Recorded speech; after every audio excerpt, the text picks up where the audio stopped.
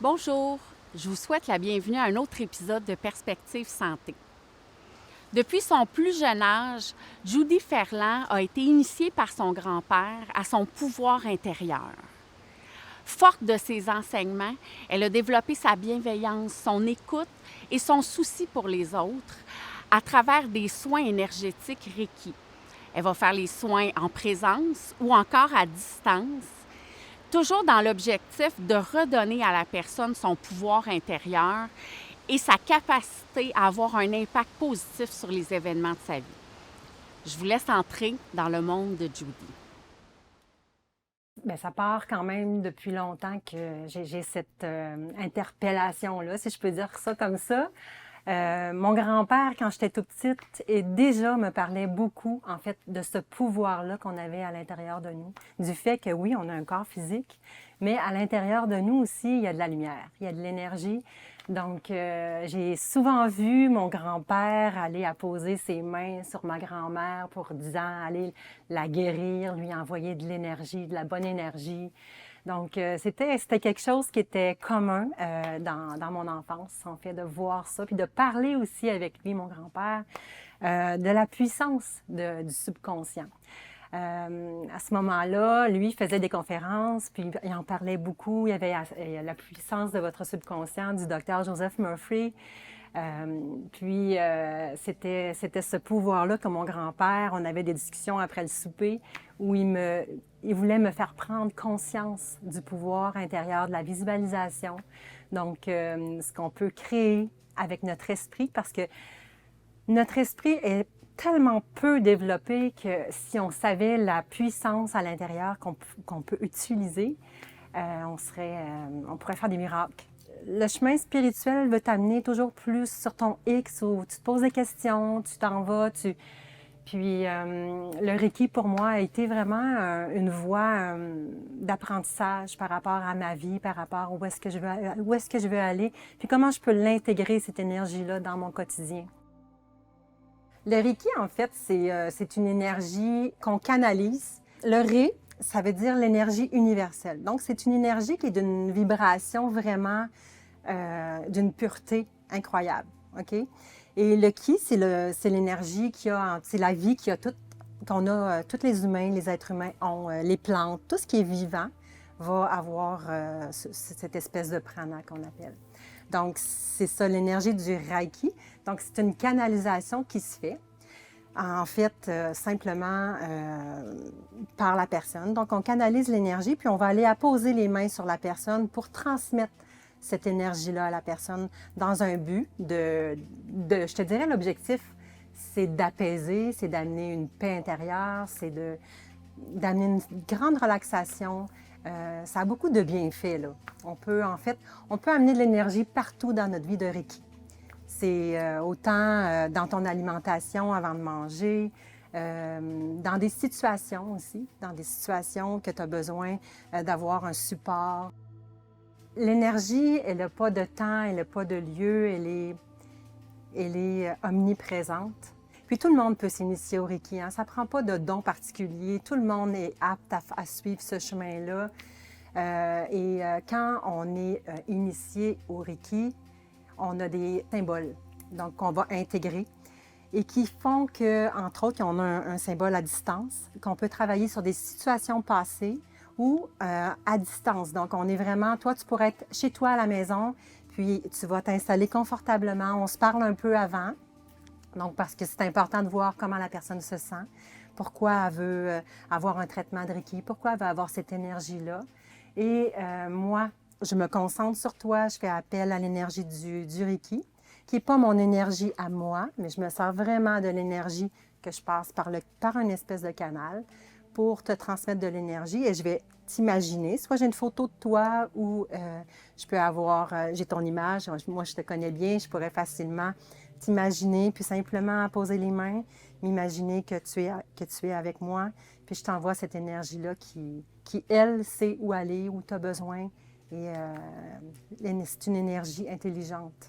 Moi, je suis autant ressourcée que toi, parce que c'est pas mon énergie que je te donne, je ne veux pas jouer avec mon énergie, mais je me sers de cette énergie-là qui est partout autour de nous. on a des centres d'énergie partout dans notre corps. Donc, on a des principaux chakras, donc on en a plusieurs qui sont principales, mais on a au-dessus de 75 000 nadis qu'on appelle, des petits centres d'énergie un peu partout dans le corps, qui fait que quand il nous arrive une situation, une émotion, quelque chose qu'on digère mal ou peu importe, ça peut créer certains blocages au niveau des énergies, ce qui fait des fois qu'on est plus fatigué, on ne se sent pas bien, on a des douleurs. Des fois, ça peut se loger dans « j'ai mal à une épaule, j'ai certaines douleurs ». Donc, c'est important d'être à l'écoute de soi. Puis souvent, c'est l'énergie qui circule mal. Donc, l'énergie du Reiki va aider à cette circulation d'énergie-là. Il y a des gens qui sentent absolument rien. Ça ne veut pas dire que l'énergie ne travaille pas. La majorité ressentent vraiment une détente profonde. Donc, sont vraiment, là, ça t'amène dans un état de relaxation vraiment intense. Des fois, on peut ressentir des petits fourmillements. Tu peux sentir que ça picote, tu peux sentir de la chaleur, il y en a certaines personnes qui voient de la lumière aussi, des couleurs. L'énergie, elle va vraiment où elle doit aller, puis elle fait son travail. Puis souvent, pas juste sur le moment, mais elle reste dans le système de la personne pendant un certain temps aussi. Donc, elle continue d'agir après que tu aies reçu le traitement. Donc, ça peut brasser des émotions aussi après des traitements de Reiki parce que le Reiki, en ramenant tes énergies, en faisant circuler librement ton énergie qui était bloquée, va t'amener dans une réalisation aussi de toi-même à long terme. Je te dirais, dans ton chemin de vie, ça t'amène sur ton X tranquillement. Donc, ça peut brasser certaines choses. Ça peut vraiment... il y a des gens qui peuvent avoir beaucoup d'émotions ou... ça varie. En fait, le X pour moi, Annick, c'est vraiment quand tu te poses plus de questions, puis que tu fais quelque chose, puis que il n'y a plus de questions à se poser, que tu te sens à ta vraie place. Donc, ce que tu fais, tu te sens bien, tu le sais que dans le fond, profond de ton être, c'est là que tu dois être. Donc, tu es sur ton X. Quand tout coule, quand tu fais des rencontres qui font comme « Oh, mon Dieu, c'est spécial qu'on se rencontre parce que je parlais de ça » ou il y a toutes sortes de... Il n'y a pas de hasard dans la vie. Quand tu es sur ton bon chemin, tu rencontres les bonnes personnes, les situations se présentent à toi pour que tu réalises qu'est-ce que tu veux vraiment.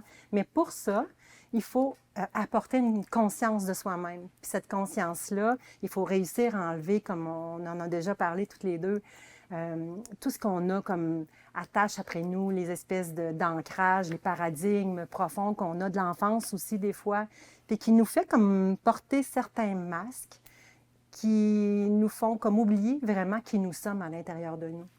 Tu sais, souvent, on a besoin de se rattacher à « j'ai fait ci, j'ai fait ça » pour se donner une certaine, pas de valeur, mais se définir par des choses qu'on a fait. Alors que le but, quand tu veux être sur ton X, c'est de te découvrir toi-même, d'être conscient de toi-même, mais ton être profond à toi. T'es qui, toi, Annick? T'es qui, toi, Judy? Donc, c'est qui la vraie en arrière de ça? En arrière de tous les masques, en arrière de toutes ces attaches-là, en arrière de... Quand tes parents t'ont dit « Ah non, il ne faut pas faire ça, tu sais, c'est pas bon, c'est pas si... » Donc, aller au-delà de ça, se détacher de ça, de ne pas vivre avec le passé, d'aller vers le présent, puis de trouver sa vraie nature profonde, en fait. Peux-tu t'imaginer que tu as un fil sur le dessus de la tête qui tire pour allonger ta colonne? Tu vas prendre une grande inspiration par le nez. Tu vas expirer également plus longtemps par le nez, profondément, plus longtemps que tu as inspiré. Peux-tu prendre une autre inspiration par le nez et sentir à la base de tes narines l'air qui entre.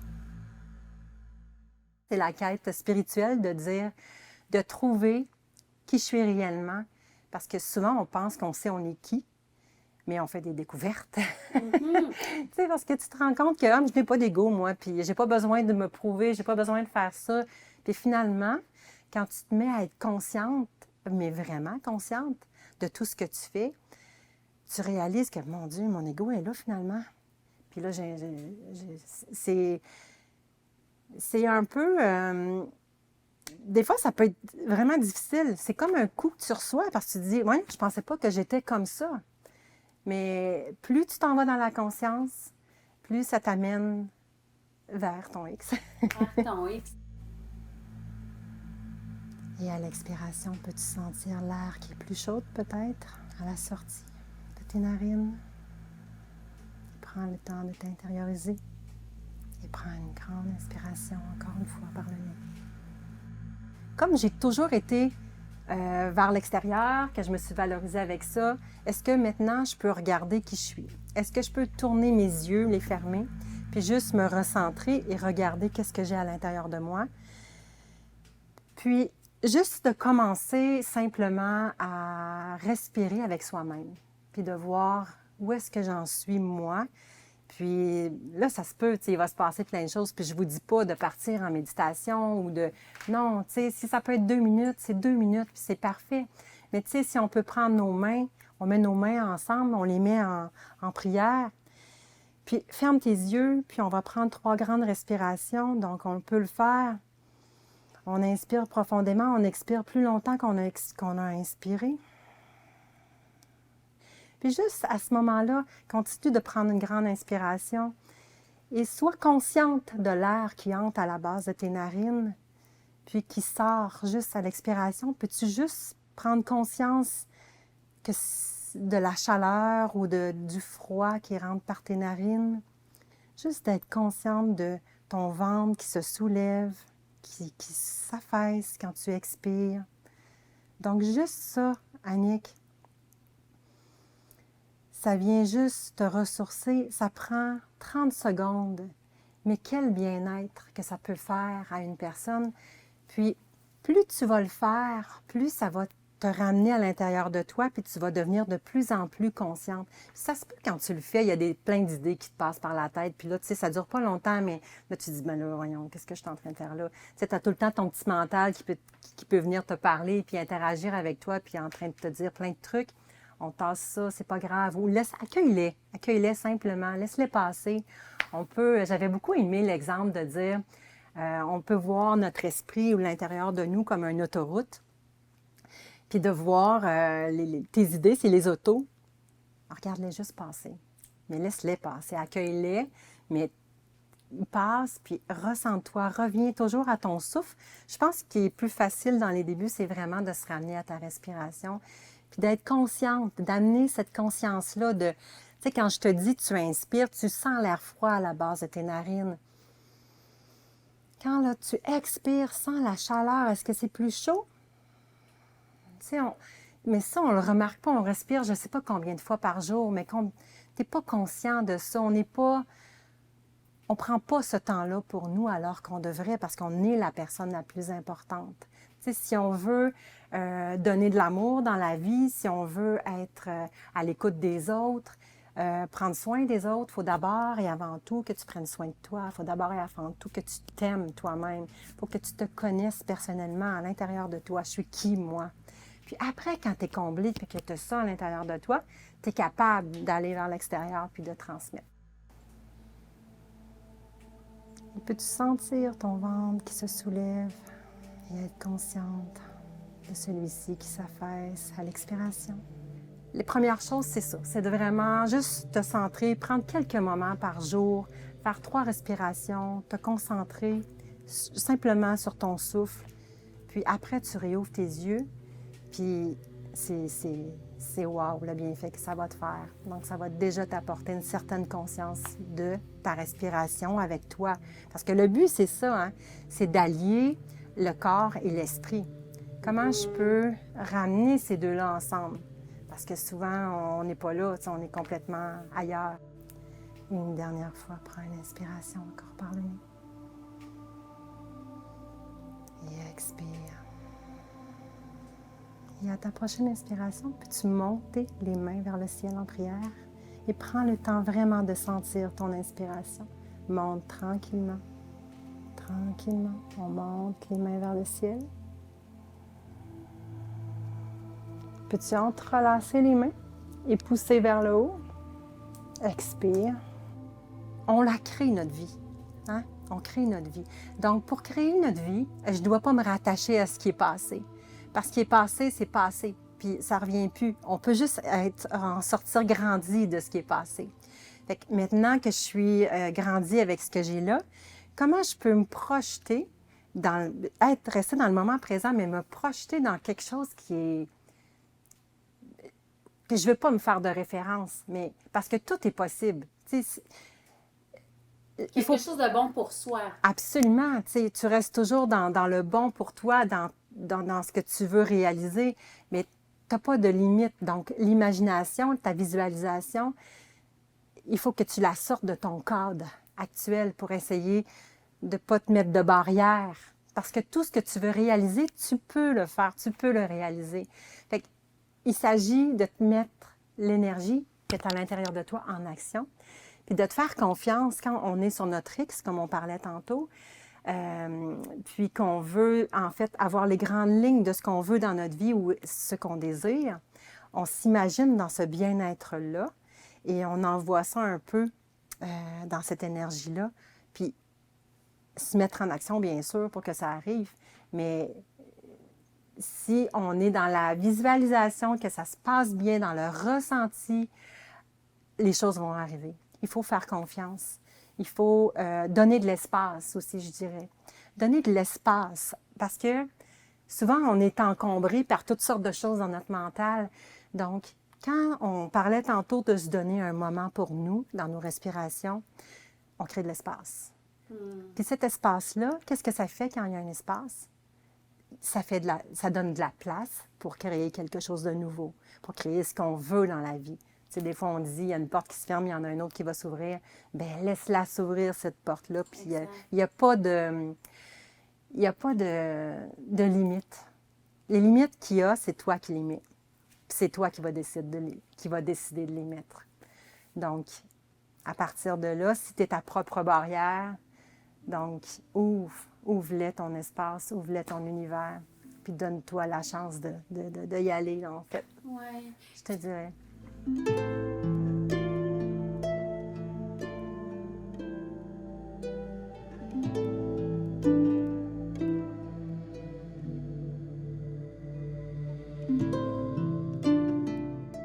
Quand mon grand-père me disait, j'avais cette discussion-là, on était face à face comme on est là, puis il me disait, Judy, quand tu veux avoir quelque chose, imagine-toi que tu l'as déjà reçu.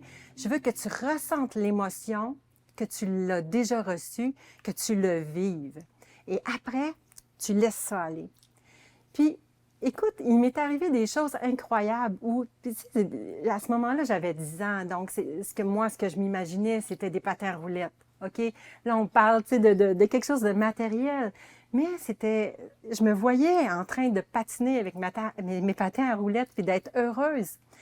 Puis, 2 ou 3 jours plus tard, je vais chez une amie, elle ouvre le garde-robe puis elle me dit « Ah, j'ai des patins à roulettes, tu les veux-tu? » Donc, puis là, tu fais des liens, même si j'ai 10 ans, je vois que ça fonctionne, tu comprends?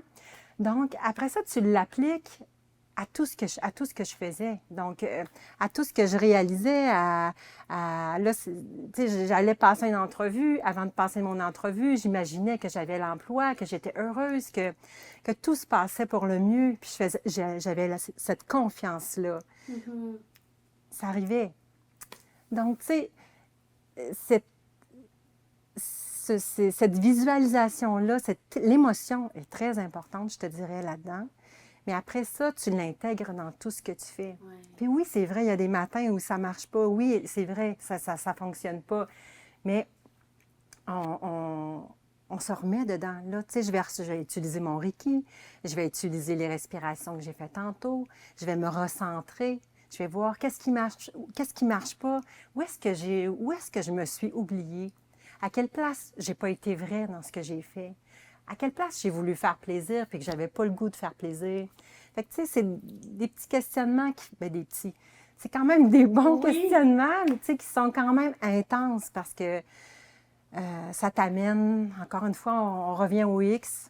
Mais tu sais, c'est toujours un éternel recommencement parce que oui, on est sur notre ligne, mais on peut, quelquefois, on se tasse un petit peu puis on se dit, oups, ça t'a peu, je l'ai échappé, là. Je pense que là, mon ego, elle a parlé. Pourquoi j'ai dit ça? J'avais pas besoin de dire ça ou de faire ça. Mais la beauté, c'est que je m'en rends compte parce que je suis Oui. rendue consciente. Tu comprends? Plus on est conscient de ses comportements, comment on agit, on le fait. OK, c'est correct, on l'a fait. On l'accepte. C'est parfait. Ça nous amène ailleurs, ça nous amène plus grand. Puis on fait autrement la prochaine fois.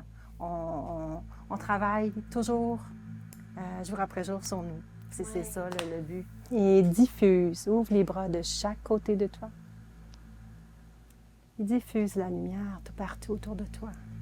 En yoga, on parle beaucoup de la non-violence. La non-violence, c'est parce que le yoga, on parle beaucoup du yoga sur le tapis, mais le yoga, c'est tellement autre chose. Puis toi, tu me parles de non-violence. La non-violence sur le tapis de yoga, ça va se vivre dans les asanas. Quand on fait des postures puis qu'on va trop loin, on est en train de se créer violence. Mais combien de fois dans la vie, dans ce chemin-là, on est violent envers nous? C'est dans nos paroles, dans nos actes, dans nos... ce qu'on peut... Ah, j'aurais dû faire ça, je ne l'ai pas fait. OK. Tu es en train de te faire violence, donc...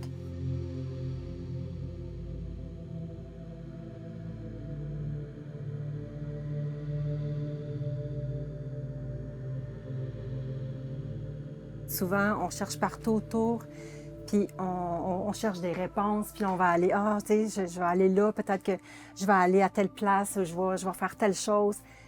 Mais tout est à l'intérieur de toi. On a toutes les réponses.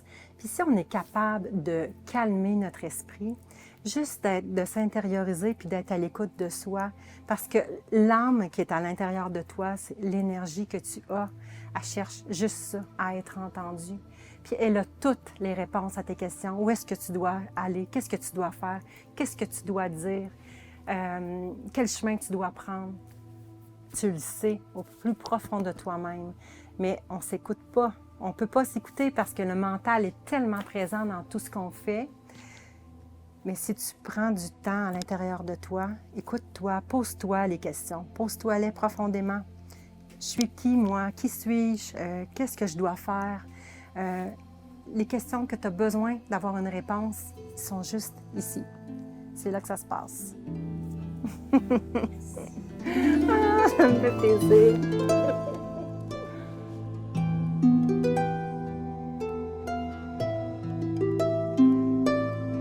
Merci beaucoup, Judy Ferland, de nous avoir accueillis dans ton monde de douceur et de bienveillance. Ce que je vous invite à retenir aujourd'hui, le pouvoir que vous avez sur votre propre vie et donc sur votre propre bonheur. Je vous invite à venir prendre soin de votre santé spirituelle avec M. Roger Alexandre. Alors, bonjour, M. Alexandre. Bonjour. Les pensées négatives, les peurs, le stress, l'anxiété, c'est tous des facteurs qui ne contribuent pas à une bonne santé, que ce soit une santé physique, mentale, spirituelle. De quelle façon est-ce que la méditation peut nous aider à peut-être prendre un petit peu plus de pouvoir sur nos pensées, rester dans le moment présent? Oui, bien, c'est exactement ça. La méditation, c'est tu prends conscience de tes pensées négatives. Puis là, on peut faire la rectitude de nos pensées. C'est pour ça qu'une fois par jour, tous les jours, examiner nos pensées, on dit hey, « c'est quoi ça, cette pensée-là? Là, je suis rendu où? Qu'est-ce qui se passe? » Bon, ben là, on s'assoit, puis on réalise tout ce qu'on a. On a la vie, finalement. Ultimement, qui est le cadeau le plus beau. Et puis là, tout le reste, moi, c'est l'expérience que j'ai faite plusieurs fois, les stress, puis là, pour finalement me dire, ben, mon plus beau cadeau, c'est la vie, puis le reste, c'est très relatif. Donc, les pensées changent. On peut changer nos pensées en prenant conscience qu'elles ne nous servent pas du tout, en prenant conscience de la peur d'avoir peur. La peur de mourir. Peur de mourir, c'est sûr. Je pense que la méditation est pertinente là, pour, sur le plan mental, de retourner à la source originelle de la pensée illimitée. Se trouver la dimension ouverte qu'on a, qui est finalement la source de notre bonheur. Tout Ça, c'est très inspirant. Moi, je suis une fille pratique. Comment on fait ça? Reprendre le contrôle de nos pensées, s'assurer qu'on est dans le moment présent, puis qu'on n'est pas dans des pensées qui nous limitent, puis qu'on va avoir tendance à ressasser. Parce qu'en période de méditation, on va les avoir, ces pensées négatives-là qui traversent notre esprit. Oui. Qu'est-ce qu'on en fait? Oui, bien, on les laisse passer. On les regarde. Puis on ne s'accroche pas à elles. On fait juste les regarder et on revient à notre mantra. On revient. Et puis, on va à la source, à la vraie vie, qui est notre grand être, qui est là et qui nous, grâce à lui, on a l'idée de méditer. Alors, on retourne à cette source-là. OK. C'est le retour au souffle originel. C'est épouser l'élan originel de la vie. Un coup de pinceau et c'est la vie. On communie à cet élan originel-là qui est la vision illimitée, l'ouverture, la transcendance. Et c'est ce pourquoi les artistes font des œuvres. C'est pour s'élever, c'est pour défier les limites du relatif, pour atteindre le niveau intérieur profond de leur être, qui est leur véritable identité, ce « je suis » lié à la vie. On pratique notre « je suis », M. Alexandre? Bonne idée. On y va avec ça. Je vous laisse me guider. Méditation.